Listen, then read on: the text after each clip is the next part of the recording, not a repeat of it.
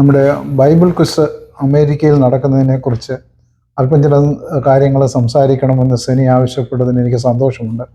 കാര്യം ഒന്ന് രണ്ട് അമേരിക്കയിൽ വന്നതിന് ശേഷം രണ്ട് മൂന്നല്ല അതിൽ കൂടുതൽ ക്വിസുകൾക്ക് ഞാൻ പങ്കെടുത്തിട്ടുണ്ട്.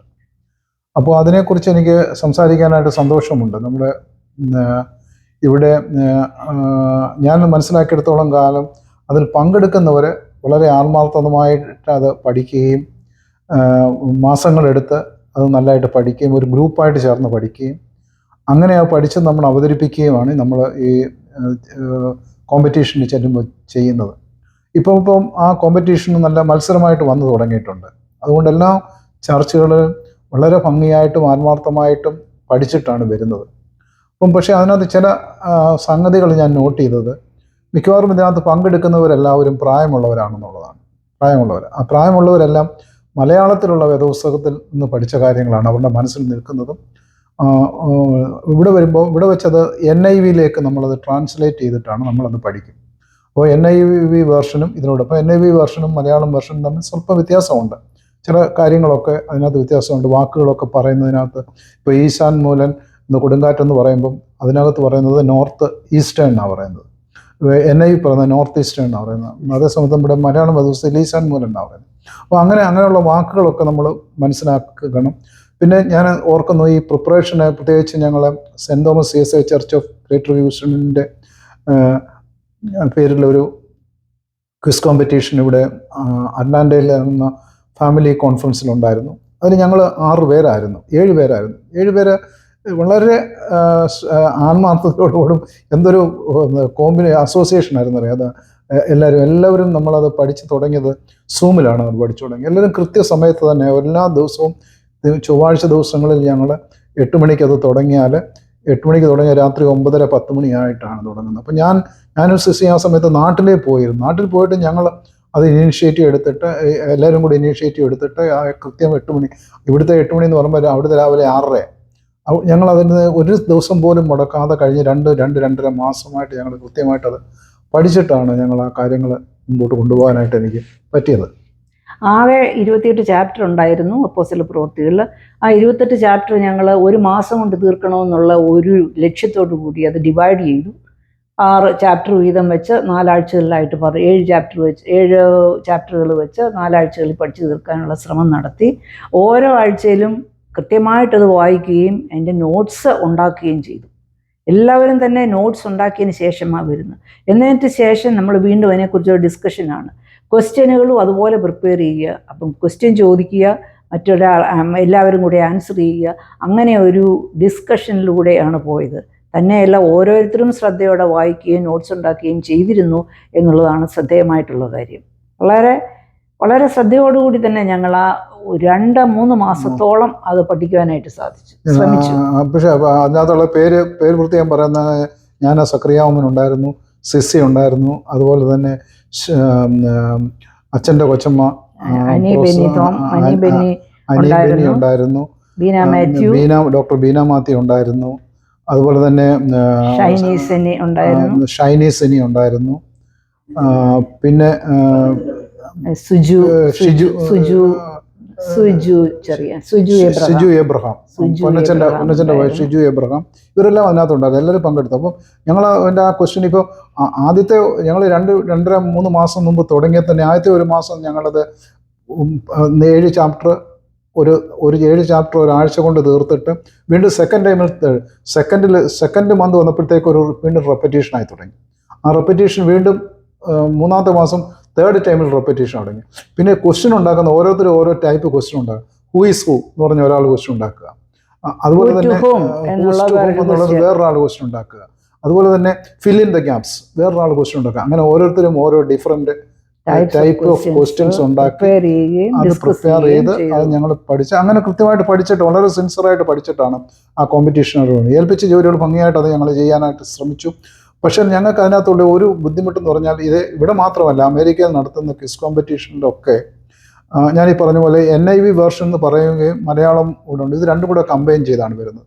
അപ്പം ക്വസ്റ്റ്യൻ പ്രിപ്പയർ ചെയ്യുമ്പം, ക്വസ്റ്റ്യൻ ഇടുമ്പം ഒന്നിലത് NIV മാത്രം സ്ട്രിക്റ്റ് ആയിട്ട് നിൽക്കണം, അല്ലെങ്കിൽ മലയാളം വേർഷൻ നിൽക്കണം.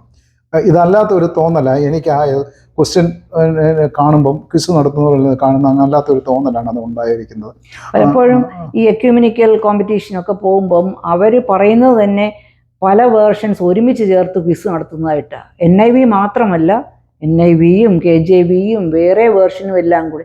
അങ്ങനെ ഒരാൾക്ക് പഠിക്കാൻ പറ്റത്തില്ല എന്നുള്ളതാണ് എക്സ്പീരിയൻസിൽ നിന്ന് ഞങ്ങൾ മനസ്സിലാക്കിയിട്ടുള്ളത്.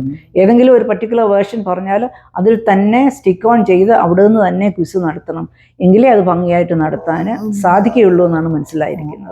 അതുപോലെ തന്നെ NIV ആണെങ്കിൽ ആൻസർ ഇംഗ്ലീഷിൽ തന്നെ എഴുതുകയും വേണം. മലയാളത്തിൽ എഴുതാൻ പറ്റത്തില്ല. മലയാളത്തിൽ എഴുതാൻ പറ്റുന്നതാണ് നമ്മൾ വേറെ വേർഷനാണ് വരുന്നത്. അതുപോലെ തന്നെ ക്വസ്റ്റ്യൻ നമ്മൾ ചോദിക്കുന്ന ക്വസ്റ്റ്യൻ പ്രിപ്പയർ ചെയ്യുമ്പം അത് ശരിക്കും ഇനിയും വേറെ ഒരു കാര്യം എനിക്ക് ഒരു ശ്രദ്ധയിൽപ്പെടുത്താനുള്ളതെന്ന് പറഞ്ഞാൽ ക്വസ്റ്റ്യൻ ഇടുന്ന ക്വിസ് മാസ്റ്റർ ഈ ഞങ്ങൾ പഠിക്കുന്നത് പോലെ തന്നെ അവരും പഠിക്കണം എന്നാണ്. ഞങ്ങൾ പഠിച്ചിട്ട് അവർ റീസെൻ്റ് ആയിട്ട് അവർ പഠിക്കണം. അതല്ല നേരത്തെ അവർ വരുന്ന ബിഷപ്പുമാരോ അച്ഛന്മാരോ അല്ലെങ്കിൽ അച്ഛൻ്റെ കൊച്ചമ്മമാരോ ഇവരൊക്കെ ആയിരിക്കും ചിലപ്പോൾ ക്വസ്റ്റ്യൻ ഇടാൻ വരുന്നത്.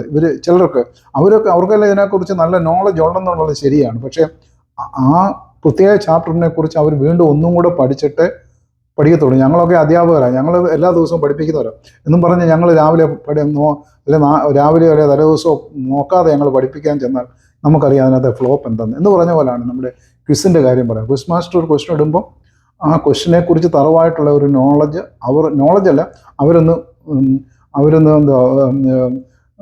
അവർ തന്നെ മനസ്സിൽ അതൊന്ന് റീകളക്ട് ചെയ്യണം. അവർ പണ്ട് പഠിച്ച കാര്യങ്ങളെല്ലാം ഒന്നുകൂടെ റീസെൻ്റായിട്ട് റീകളക്ട് ചെയ്തിട്ട് വേണം ഈ ക്വസ്റ്റ്യൻ ഇടുന്നതിനെ കുറിച്ച് വരാനും. അപ്പോൾ അതനുസരിച്ച് കാര്യങ്ങൾ ചെയ്യുകയും ചെയ്താൽ കുറച്ചുകൂടെ ഭംഗിയായിരിക്കും എന്നുള്ളതിന് യാതൊരു സംശയവുമില്ല.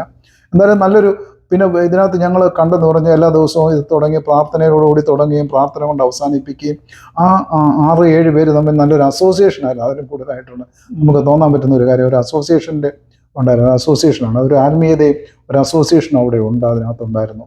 അത് പഠിച്ചപ്പോഴും അതുപോലെ തന്നെ ഇത് പഠിച്ചു കഴിഞ്ഞിട്ട് പലരും എന്നോട് ഇതിനെപ്പറ്റി സംസാരിച്ചപ്പം പറഞ്ഞത് ഞങ്ങൾ അപ്പോസ്തല പ്രവൃത്തികൾ എന്താണെന്ന് ഇപ്പോഴാണ് മനസ്സിലാക്കിയതെന്ന് പറഞ്ഞു.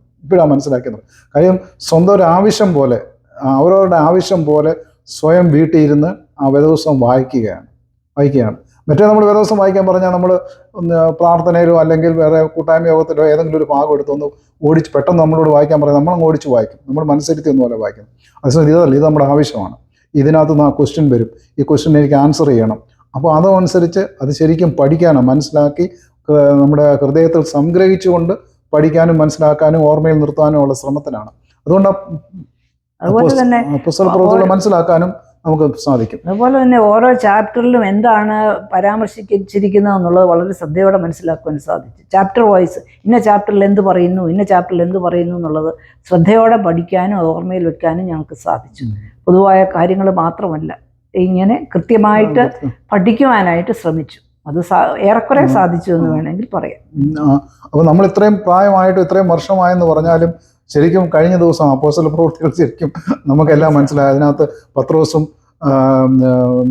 യോഹന്നാനും എന്താണ് ചെയ്തത്, അത് കഴിഞ്ഞിട്ട് പൗലോസ് എന്താണ് ചെയ്തത്, അത് കഴിഞ്ഞ് പൗലോസിൻ്റെ റോമിലേക്കുള്ള യാത്ര, കാരാഗ്രഹം, പൗലോസിൻ്റെ വിസ്താരം, പൗലോസും അതുപോലെ അതിനകത്ത് വേറെ ചിലരൊക്കെ വന്നിട്ടുണ്ട്, ഫിലിപ്പ് വരുന്നുണ്ട്, അതുപോലെ സ്റ്റീഫൻ വരുന്നുണ്ട്. ഇവരുടെയൊക്കെ ദൗത്യങ്ങൾ എന്താണ്, ഇവരൊക്കെ ഓരോ സ്ഥലത്ത് ചെയ്തത് എന്താണ്, ഓരോ സ്ഥലത്തും എങ്ങനെയാണ് ചർച്ച് തുടങ്ങുമ്പോൾ എത്ര പേരെയാണ് എടുത്തത്.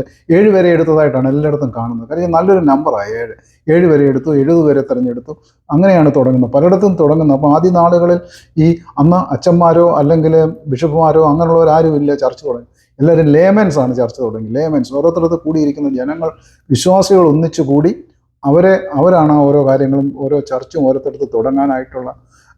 Of course there is a leadership from the part of the holy സ്പിരിറ്റിൻ്റെ ഒരു ലീഡർഷിപ്പ് ഉണ്ട്. ഹോളി സ്പിരിറ്റ് പറയുന്നതനുസരിച്ച് പലരും പല കാര്യങ്ങളും ചെയ്തതെങ്കിൽ തന്നെ ജനങ്ങൾ ഒന്നിച്ചു വന്ന് അവർ സംസാരിച്ചിട്ട് ആണ് സഭ പലയിടത്തും തുടങ്ങിയത്. ഇങ്ങനെയുള്ള സംഗതികളൊക്കെ കൃത്യമായിട്ട് നമ്മൾ ഒരു ചർച്ച് തുടങ്ങുന്നവർ കൂടുതൽ സ്ഥിരമായിട്ടും എൻ്റെ അഭിപ്രായത്തിൽ അപ്പോസ്തല പ്രവൃത്തികൾ ആദ്യം പഠിക്കേണ്ടത്. എങ്ങനെയാണ് ചർച്ച് തുടങ്ങിയത്, എങ്ങനെയാണ് മൂപ്പന്മാരുണ്ടായത്, എൽഡേഴ്സ് എങ്ങനെയാണ് ഉണ്ടായത്, എങ്ങനെയാണ് അച്ഛന്മാരുണ്ടായത്, അങ്ങനെയൊക്കെയുള്ള കാര്യങ്ങൾ അതിനകത്ത് വളരെ കൃത്യമായിട്ട് പറഞ്ഞിട്ടുണ്ട്. എങ്ങനെ ആയിരിക്കണം എന്ന് പറഞ്ഞിട്ടുണ്ട്. പൗലോസ് അപ്പോസ്തലൻ അതിനകത്ത് പറഞ്ഞിട്ടുണ്ട്, ഞാൻ എൻ്റെ കയ്യിൽ നിന്ന് ജോലി ചെയ്താണ് ഈ കാര്യങ്ങളെല്ലാം ചെയ്തത്. വേറാരുടെയും പൈസ സ്വീകരിച്ചല്ല ചെയ്തത്. നമ്മൾ പഠിക്കേണ്ട ഒരു കാര്യങ്ങളാണ്, നമ്മുടെ പള്ളിയിൽ നമ്മൾ പഠിക്കേണ്ട കാര്യങ്ങളാണ്. നമ്മൾ ആരുടെയും പൈസ മേടിച്ചല്ല നമ്മൾ ചെയ്യേണ്ടത്. നമ്മൾ സ്വന്തമായിട്ട് ജോലി ചെയ്ത് നമ്മൾ തന്നെ സുവിശേഷ വിലയ്ക്ക് വേണ്ടി നമ്മൾ തന്നെ പ്രവർത്തിക്കാം. നമ്മൾ വേറെ ആർക്കും കൊടുക്കുകയും വേണ്ട, നമ്മുടെ പ്രവർത്തനം നമ്മൾ കൊടുത്താൽ മതി. അല്ല നമ്മൾ വേറെ ആരോടും സംഭാവന സ്വീകരിക്കേണ്ട കാര്യമില്ല. ഇതൊക്കെ നമ്മൾ പല കാര്യങ്ങൾ, ഒത്തിരി കാര്യങ്ങൾ നമ്മൾ സഭ നടത്തുന്നതിനെ കുറിച്ച് ഒത്തിരി കാര്യങ്ങൾ അപ്പോസ്തല പ്രവൃത്തികളിൽ നമുക്ക് പഠിക്കാൻ പറ്റും. ക്വിസിന് പ്രിപ്പയർ ചെയ്യുമ്പോൾ പ്രായം ഒരു പരാധീനത തന്നെയാണ് കേട്ടോ. ചെറുപ്പകാലത്ത് നമ്മൾ ഒരു പ്രാവശ്യം അല്ലെങ്കിൽ 2 പ്രാവശ്യം വായിച്ചാൽ മനസ്സിൽ നിൽക്കുമായിരുന്ന സംഗതികൾ ഇന്ന് 4 പ്രാവശ്യം വായിച്ച് റിപ്പീറ്റ് ചെയ്തെങ്കിൽ മാത്രമേ മനസ്സിൽ നിൽക്കുന്നുള്ളൂ. അത് ശരിക്കും മനസ്സിലാകുന്നുണ്ട് ഈ സമയങ്ങളിൽ ക്വിസിന് വേണ്ടി പ്രിപ്പയർ ചെയ്യുമ്പോൾ. എന്നിരുന്നാലും പലതവണ കൊണ്ടുള്ള പഠനത്തിൽ നമുക്ക് പിടിച്ചു നിർത്താനായിട്ട് സാധിക്കും. ക്വസ്റ്റ്യൻസ് പ്രിപ്പയർ ചെയ്യുന്നതിനെ പറ്റി എന്തെങ്കിലും പറയാനുണ്ടോ? ക്വസ്റ്റ്യൻസ് പല ടൈപ്പ് ഓഫ് ക്വസ്റ്റ്യൻസ് ആണ് പ്രിപ്പയർ വരാവുന്നത്. അത് ഫോക്കസ് ചെയ്ത് ഞങ്ങൾ ഓരോരുത്തരും ഓരോ ടൈപ്പ് ക്വസ്റ്റ്യൻസ് പ്രിപ്പയർ ചെയ്യാനായിട്ട് അവരെ അങ്ങ് അസൈൻ ചെയ്തു. അതിപ്പം മുമ്പ് സൂചിപ്പിച്ചായിരുന്നു, ഹൂ ടു ഹൂം, ആരാരോട് പറഞ്ഞു എന്നുള്ള രീതിയിലുള്ള ക്വസ്റ്റ്യൻസ്. പിന്നെ അലൻ വരിയിൽ വലിയ പ്രധാനപ്പെട്ട വാക്യങ്ങൾ ഫിൽ ഇൻ ദ ബ്ലാങ്ക്സ് എന്ന് പറഞ്ഞു കൊടുത്തുകൊണ്ട് അത് വേറൊരു സെറ്റ് ഓഫ് പീപ്പിൾ അത് കണ്ടുപിടിക്കുക. നമ്പേഴ്സിനെ കുറിച്ചുള്ള ക്വസ്റ്റ്യൻസ് വേറൊരാൾ ഫോക്കസ് ചെയ്യുക. പേരുകളെക്കുറിച്ചുള്ള ക്വസ്റ്റ്യൻസ് വേറൊരാൾ ഫോക്കസ് ചെയ്യുക. ഇങ്ങനെ പലരും പല രീതിയിലുള്ള ക്വസ്റ്റ്യൻസ് പ്രിപ്പയർ ചെയ്യുക, എന്നിട്ട് അത് എല്ലാവർക്കും ഷെയർ ചെയ്യുക. ആ രീതിയിലുള്ള ഒരു പഠന ചിന്തയായിരുന്നു ഞങ്ങൾ കൊണ്ടുപോയത്. എനിക്ക് തോന്നുന്നത് സ്നേഹ ചോദിച്ചാൽ അതല്ല, ക്വസ്റ്റിന് വേണ്ടി ക്വസ്റ്റ് മാസ്റ്റർ ക്വസ്റ്റ്യൻ പ്രിപ്പയർ ചെയ്യുമ്പോൾ എങ്ങനെ പ്രിപ്പയർ ചെയ്യണോ എന്നുള്ളത്, എങ്ങനെ പ്രിപ്പയർ ചെയ്യണമെന്ന് അതിന് ഒരു ഡിസ്ട്രിബ്യൂഷൻ വേണം.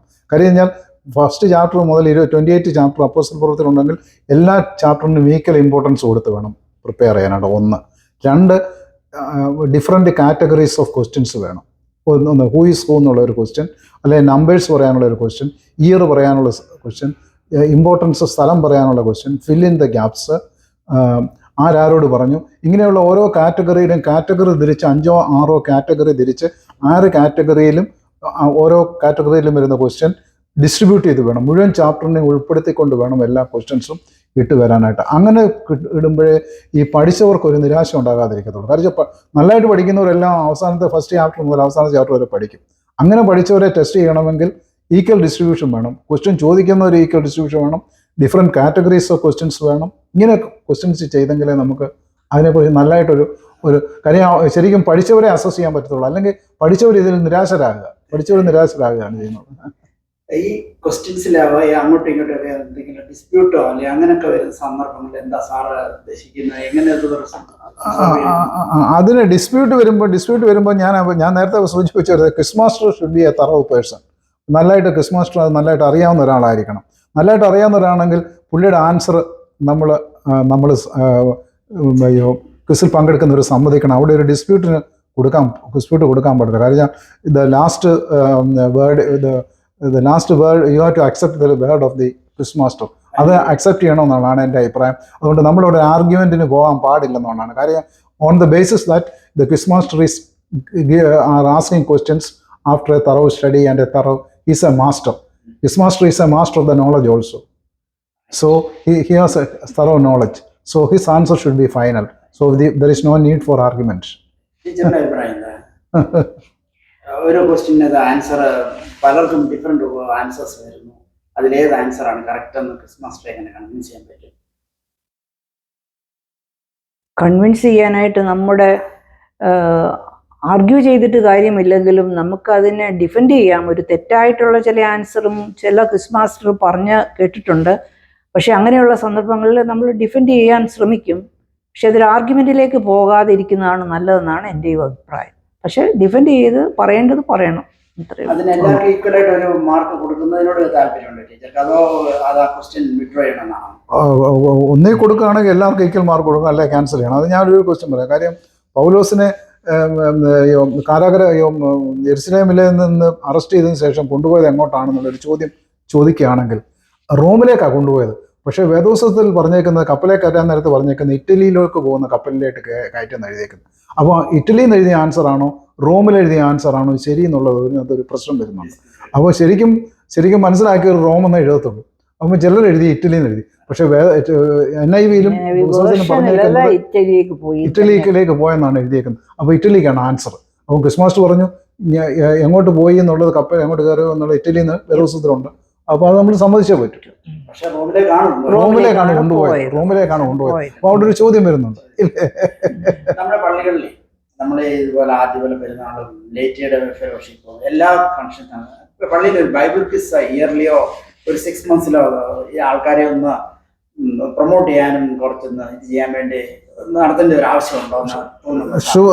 ഷുവറായിട്ടും ബൈബിൾ ക്വിസ് നടത്തുന്നത് ഒരു കോമ്പറ്റീഷന് വേണ്ടി മാത്രമല്ല, ഞാൻ നേരത്തെ സൂചിപ്പിച്ചതുപോലെ കോമ്പറ്റീഷന് വേണ്ടി മാത്രമല്ല, ഒരു അസോസിയേഷൻ ഉണ്ട്, ജനങ്ങൾ തമ്മിൽ ഒരു അസോസിയേഷൻ ഉണ്ട്. അപ്പോൾ അത് നടത്തുമ്പോൾ അത് തമ്മിൽ മത്സരമുണ്ട്. ഒരു മത്സരമാണെന്ന് പറഞ്ഞാലും അവർ തമ്മിലൊരു അസോസിയേഷൻ, ആ മത്സരത്തിൽ കൂടെ ഒരു അസോസിയേഷൻ. പിന്നെ moreover they will study the Bible. That is the most important thing. അവർ പഠിക്കും.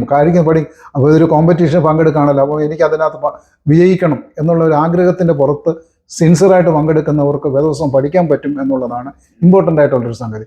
അപ്പം ഒരു ക്വിസ് കോമ്പറ്റീഷൻ എല്ലാ ചർച്ചിലും എല്ലാ വർഷവും ഒരു എണ്ണമെങ്കിലും നടത്തുന്നില്ല. ഐദർ ഇൻ ദ യൂത്ത് ഫെലോഷിപ്പോ അല്ലെങ്കിൽ വിമൻസ് ഫെലോഷിപ്പോ ലേറ്റി ഫെലോഷിപ്പോ ആരെങ്കിലും ഒരാൾ നടത്തിയാൽ മതി.